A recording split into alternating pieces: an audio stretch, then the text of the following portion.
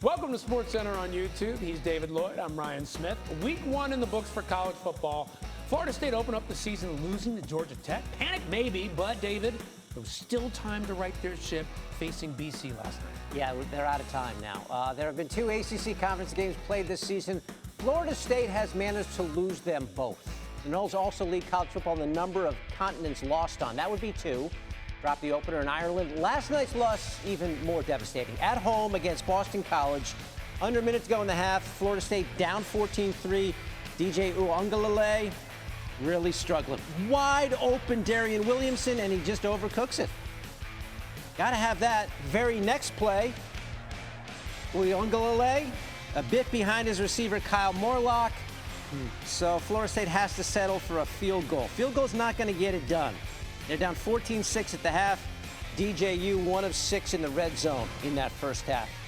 Third quarter, not much better. On a 4th down. Now it is 4th down. You got to make something happen here, but this ain't it.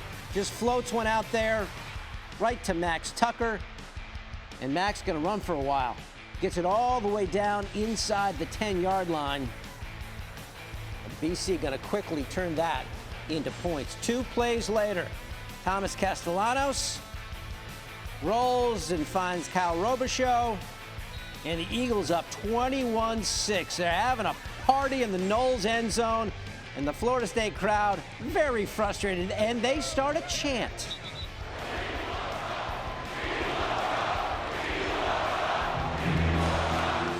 Yeah, they want the backup, Brock Glenn. DJU trying to shut out the noise. This time connects with Kentron Portier. Tremendous effort, shrugs off a guy, makes a cut, and gets in. Florida State cuts it to 21-13, 1-possession game, but they could not stop the ground game for BC. That's Trayshawn Ward, who played for the Noles a couple years ago, good for 27. Bill O'Brien's guys ran all over Florida State, 267 yards on the ground. Then Robichaux goes in. Boston College wins this one 28-13.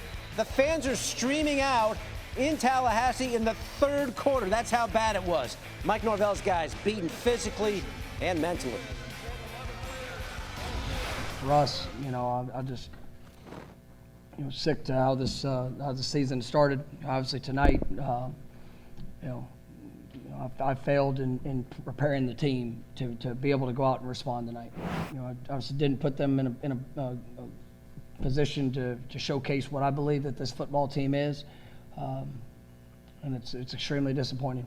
And I apologize to our fans, apologize to everybody associated with the program. I mean, that was extremely disappointing that we're not better.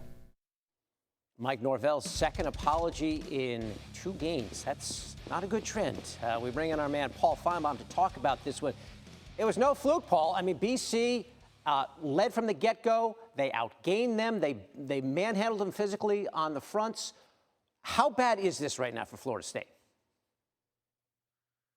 This is a program-shattering loss for this season. I mean, it's almost inconceivable, David, to think about where this program was on Selection Sunday in December, thinking that they were in the playoffs and then going to all the different courses that they tried to take to get back in it, which they couldn't, of course.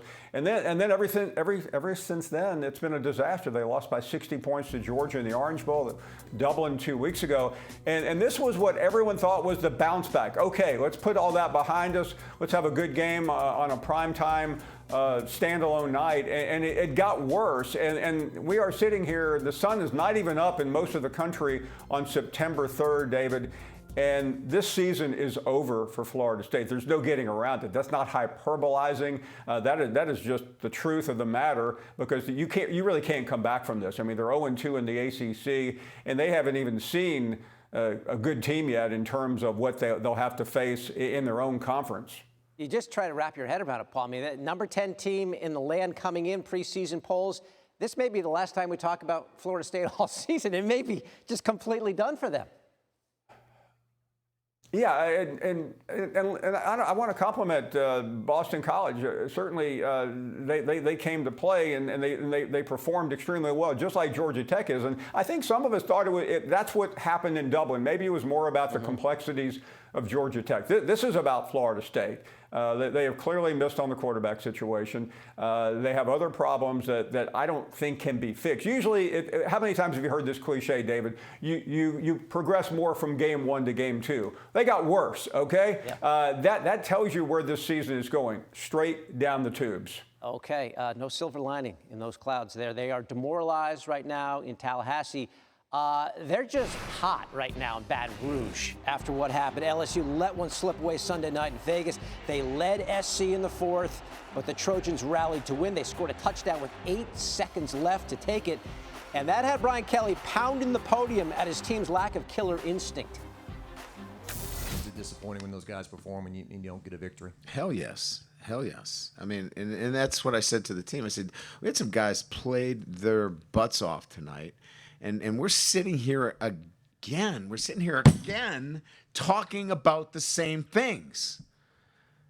About not finishing when you have an opponent in a position to put them away. But what we're doing on the sideline is feeling like the game's over. And I'm so angry about it that I got to do something about it. I'm not doing a good enough job as a coach. And I got to coach him better because it's unacceptable for us not to have found a way to win this football game. It's ridiculous. And it's crazy. You know, he started that response very calmly, and then it just escalated, and he got going, and then he's pounding the table there. What did you make of what Brian? What was that performative? Was that a motivational tactic? Was that genuine emotion? What did you see there? David, Brian Kelly's 0-1 on the field, and he's 0-1 at trying to act. That was not an Oscar-winning performance. I mean, first of all, you've got to punch with your verbalizing comments. He had it all wrong. I mean, I'm a big fan of Brian Kelly, and I think his record is spectacular. But that was just too little, too late. You do that before the game. You do that at halftime. You do that on the sidelines. You don't do it afterwards. And he did take the focus away from his players, and maybe that was his goal. But in the end, it's still a loss, and a terrible loss at that. I'll tell you how bad a loss it was. They went from a 25% chance to make the playoff all the way down to 5% after dropping it to SC in Vegas. Another SEC school in the national spotlight this week, 4th-ranked Texas heading to Ann Arbor to face the defending champion Michigan Wolverines. Michigan did have a bit of a struggle in their opener against Fresno State before pulling away late. The Longhorns rolled over Colorado State. Quinn Ewers threw 3 touchdown passes. And College Game Day will be there at Ann Arbor on Saturday morning.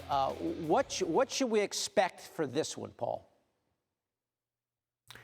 Texas should win this game because Michigan did not look good in its opener. Michigan is going through the transition that we all know about. And the one thing I like about Texas in this game is that they have been in environments like this before. And Nick Saban, sitting on that game day Saturday, can talk about that because he was the coach last year, a year ago this very weekend, David, when Quinn Ewers and Steve Sarkisian went into Tuscaloosa as an underdog and upset the Tide. They won by 10. It was a game change. It was a program and season-changing win. It helped propel the Longhorns, even with the OU loss, to the playoffs, and they're still rolling right now. Yep, Quinn Ewers battle-tested, ready to go. Top 10 matchup in Ann Arbor. As we said, College Game Day will be there for that one. Paul Finebaum getting us ready for week 2 in the college game. David and Ryan back with you, welcoming you to the show. Shohei, burning up the base paths in Arizona against the D-backs. He had a day doing that. A lot. In the 4th inning, Shohei, off the check swing, comes in standing up, barely breaking a sweat, his 44th stolen base of the year. How about the 7th inning? He's on first. There he goes. And he's sliding in this time. That's 45 on the year. On the very next pitch, look at Shohei. There he goes, and he slides right into 3rd. 46 steals on the year.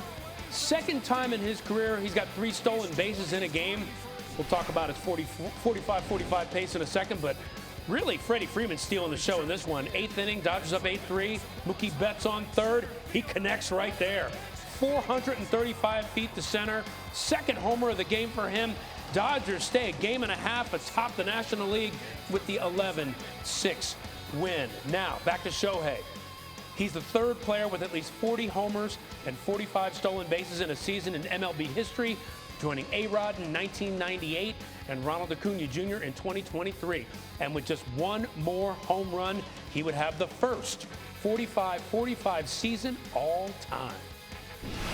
The Mets chasing the Diamondbacks in the wild card, facing the Red Sox. Steph Curry in Queens, kind of random. Wow. Steph, a two-time MVP, and Francisco Lindor getting MVP chance at Citi Field for a lot of the summer. Dumps one into right.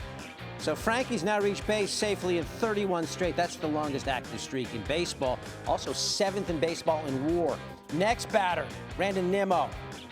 Shot to right center that gets over Jarren Duran's head. Lindor running like he means it, and here he comes on his belly. So the Mets take a 2-1 lead. There's something percolating with this club. Bottom 4, Mets up 3-1. Lindor again into right field again. That scores a run. Mets go on to win this one 4-1. Lindor loving it. Here come the Mets, 5 straight wins, and they are now just a half game back of Atlanta for that third wild card spot in the National League. The Braves lost 3 of 4 to the Phillies this weekend. Meanwhile, the Padres have now overtaken the Diamondbacks for the top wild card spot in the National League. The Yankees holding a reunion of sorts, like a high school reunion. We've got Anthony Volpe for the Yankees and the Rangers' Jack Leiter. Now, these guys were teammates at Del Barton School in New Jersey. In fact, that's Volpe making the final out with Leiter on the hill to win the New Jersey State Championship. Yeah, look at him with all smiles. This was not that long ago, frankly. Let's go back to Monday. Al Leiter there, watching his son Jack. Top 3, no score. Volpe up to face Leiter first time. And what's Anthony going to do? Yep, into right field, base hit. Taking it to him. Yeah, well, a big smile for Volpe over there. Leiter's like, yeah, okay, you got me that time. Let's do this again. Let's run this back in the 5th inning. Taking a big extra breath. Got to get my buddy out from high school. Leiter. Oh, Volpe's not going to take him yard, is he? To the track? No. Yeah. I got that one done. Yankees win the game 8-4. Whoa. Oh no. So this is high school for us. Look at you. The blue tux. Was that the blue tux? Were you at the prom, or is that how you dressed every day for school? No, that is how I dressed every day. Yes, you're a very smart dressed man.